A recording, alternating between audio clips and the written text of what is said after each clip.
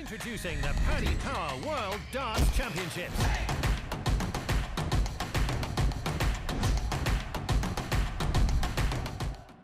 Ian, congratulations. Tell us how you're feeling after that marathon of a game. Knackered. No, it was. I should have took it a bit earlier on and finished, you know. But you know what Mervyn's like. You give him a little gap and he takes it and he comes at you. And it was a bad game between the two of us. But you take each game at a time. You know what I mean? We can go out and hit 110 average and then all of a sudden 80 odd average. I'm not interested in stats. You win that game, you're through. What was going through your head when Mervyn threatened that comeback and came off the canvas?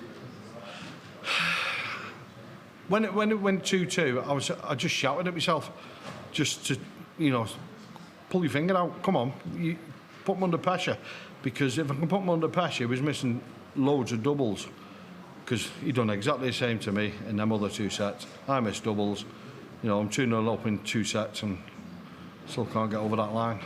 It's your 14th appearance at this tournament. A win still as valuable as the first one you ever got here? Oh, definitely. You know, this is what you play for all year. You know, so you want to get here and win. Whether you become world champions is a different matter, but, you know, keeping that tour card and then enjoying the darts and just making a living and enjoying it.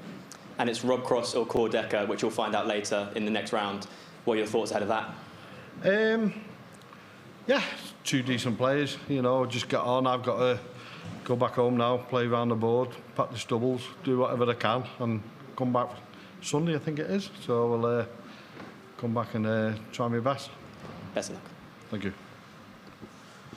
Ian, congratulations. You said there about like keeping your tour card and things like that. Is that something that you've been keeping an eye on, because that slip in the rankings? Well, you know, we've talked about it many a times, haven't we? You know, over what happened in COVID and stuff like that.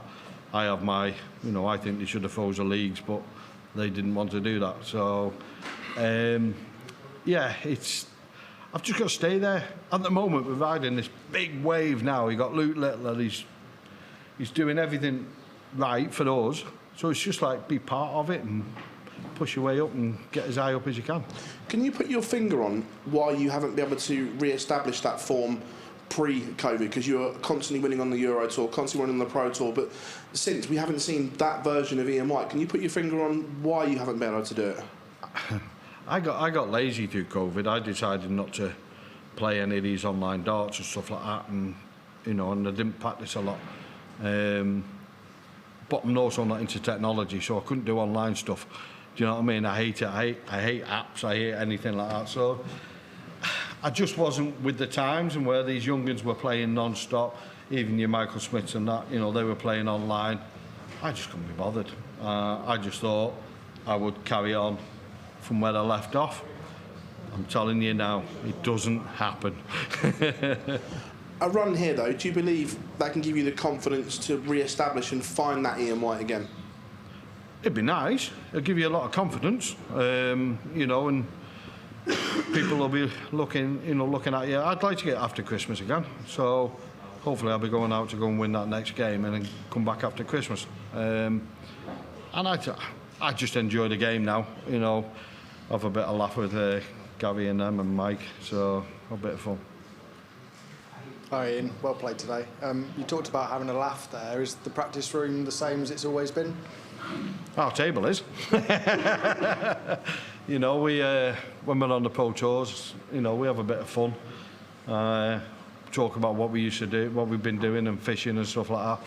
So we take it in our stride more than anything. And then we all get wound up because Gary Anderson doesn't get up and practice, and then he goes and wins it, and we're like, what are we doing wrong? Probably practicing. That game against Merv there probably didn't really go as you would have wanted it to. You weren't able to show your best stuff.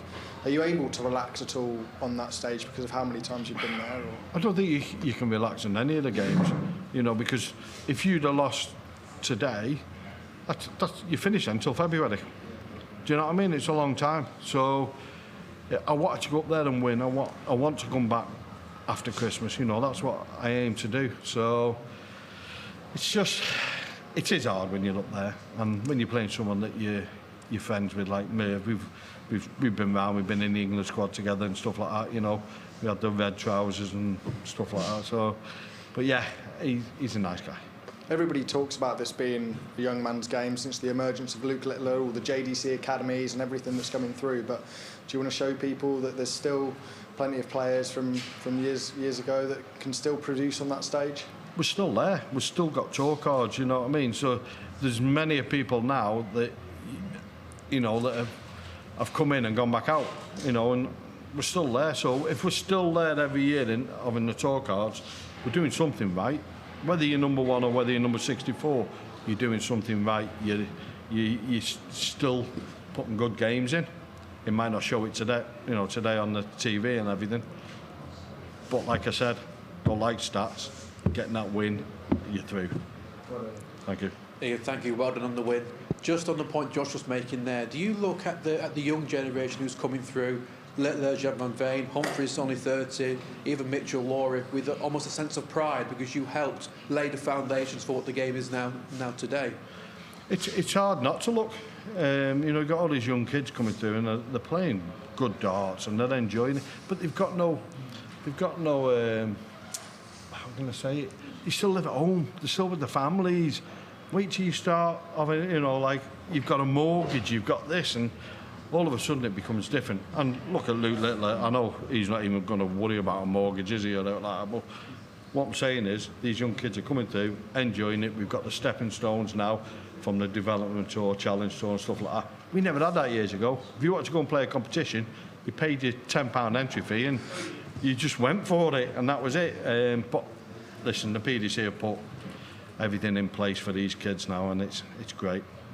When you competed in your first World Championship, did you ever think that one day you'd be playing for £1 million top prize? Never, not in a million years. But you know, Barry's done well with it. You know, the sport's getting bigger. You guys are pushing it as well on the social medias and stuff, and it's getting bigger and bigger. And to be part of it, to be on that stage and do everything, it's great. We're talking about that backstage, just saying, you know, being a part of it is nice. Cheers, Ian. Thanks very much. Thank you. Congratulations, Ian. Was it just all about getting the W today, no matter how that came, whether you averaged 70 or 110? That's all it takes, all the way through the whole competition, you know. I done well last year and then lost to Luke Littler, and I missed a few darts at double. I could have been 3-1 up in sets, but it never happened. It's getting that win. You're in the tournament now, so you get that first round win, and that's it. Then you can move forward. And does a game like that, you know, having such a war of attrition with Mervyn, in a weird way, does that sort of help you going forward now, you know, that you've been in that battle? No, it was hard work, you know, being in. I've just got to go home now and just chill and start practicing again. I knew what I was going to get with Mervyn, and I've known Mervyn for a long time, so I knew it was going to be a battle, and I didn't think it was the only 110 average up there was going to be the ages, and that was it. You know what I mean? That's all it was going to be. But it was just, I'm just glad I'm through, and that's it. And you touched on being England teammates with Mervyn and wearing the red trousers. What do you put your longevity in the sport down to? Practice and dedication. Years ago, you know, I was never off the board. These young kids are doing it now. Well, I'll do about 3 hours in a day, and that's it. You know, these kids are playing 8 and 9 hours now, and then they're going out at night and playing dart. Oh, them days have gone now. Well, they've gone. You know, and it's just practice and dedication. And then when I got the chance with the PDC, and through Adrian Lewis, he was a good mate of mine. You know, so I took it, and I thank everyone that was around at the time. Thank you. Ian, did you get enough credit for how well you played against Littler last year? Because it was only after he'd got past you that he actually started hitting the afterburners and blowing people away. Do you look back now and think to yourself, if only? No, because I had nothing to lose. You know, all the expectations was on him to win it. I had nothing to lose, so I really went up and enjoyed it. Now, maybe I should have gone up and enjoyed today, you know, and played like that. It might have been a different result and a bit quicker. But listen, it was nice to play him. He's won his first World Championship, and I played him on that. It's another feather in your cap, and I know he beat me and he became World Champion. He's going to beat a lot more people, isn't he, and become world champion over the years. At least you beat his granddad a few times. Yeah. Well, Phil Littler, we used to play in the Runcorn League together, and they were the best team in Runcorn, and we were the second team, and we used to have some battles. But hey, going back now, it was good. It was good. I enjoyed it. And just going back to what Phil was saying earlier on about sort of this crop of youngsters coming through. As somebody who's been on the circuit a few years like yourself, do you almost feel like you're looking in the rear-view mirror and seeing this posse of like Indians chasing the cowboy almost, getting closer and closer? Well, listen, in January, you do Q School. Once the first Pro Tour comes up, we all sit there, me, Gary, and everyone look around and go, who are all these? We haven't got a clue who they are. Years ago, you knew your Kev Painters, your Terry Jenkins, stuff like that. They were there all the time. But all of a sudden, it's just changing all the time, and these kids are coming in. We haven't got a clue who they are, you know, and then it's nice, and, you know, like I said, it's good to be a part of it. Introducing the Paddy Power World Darts Championship.